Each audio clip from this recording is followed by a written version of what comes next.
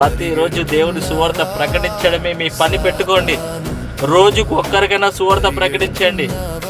కనీసము ఆ నెలకు ఒక 30 మందిని 40 మందికైనా సువార్త ప్రకటించండి. కనీసము రోజుకు ఒక వారానికి ఒక్కనన్నా లేదు పోనీ నెలకు 2-2 సంఘాన్ని తీసుకురండి. దేవుని గురించి పరిచయం చేయండి. అలా చేయండి, పరిచయం చేయండి. యేసుప్రభు మంచి దేవుడు, నేను నమ్ముకున్నాను, నేను బాప్తిసం తీసుకున్నాను, నేను పరలోకానికి వెళ్ళిపోతా అంటే కాదు.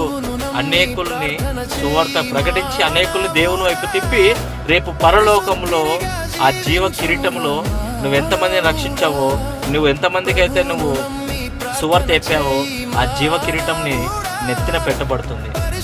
దేవుడు అనేకుల ముందు నిన్ను ఆశీర్వదిస్తాడు.